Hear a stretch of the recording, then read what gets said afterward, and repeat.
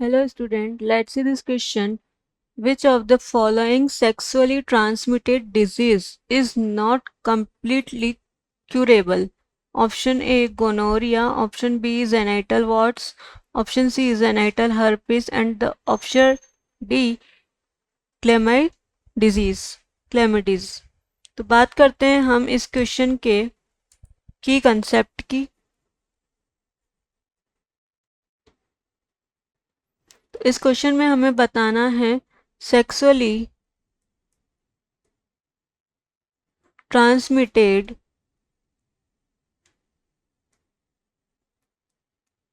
Disease ऐसी कौन सी disease है, सेक्सुअली ट्रांसमिटेड डिजीज है जो क्यूरेबल नहीं है। तो सेक्सुअली ट्रांसमिटेड डिजीज जो होती है वह सेक्सुअल इंटरकोर्स के द्वारा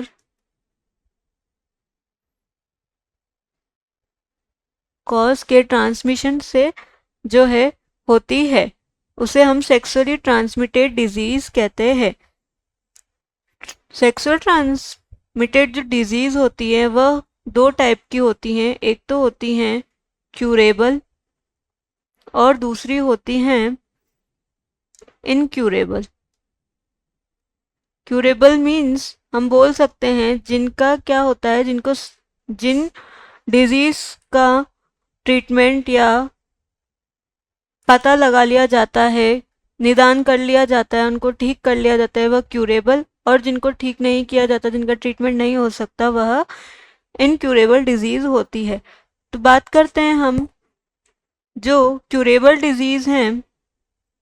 क्यूरेबल डिजीज हो गई हमारी, जिससे क्यूरेबल डिजीज हो गई जैसे हमारे गोनोरिया,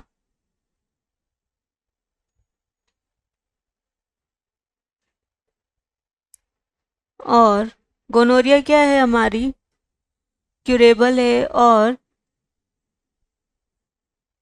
सिफिलिस भी हमारी क्यूरेबल डिजीज है। बात करते हैं हम इनक्यूरेबल जो कंप्लीटली इनक्यूरेबल डिजीज जो कंप्लीटली क्यूरेबल नहीं होती, जैसे hepatitis B,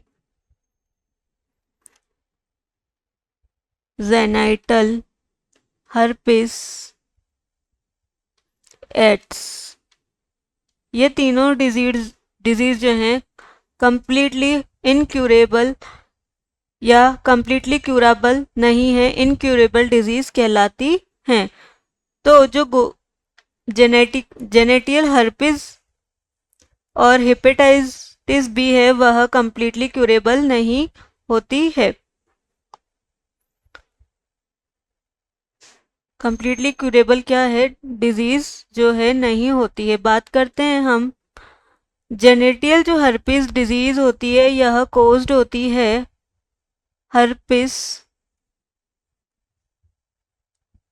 caused by herpes simplex virus के द्वारा,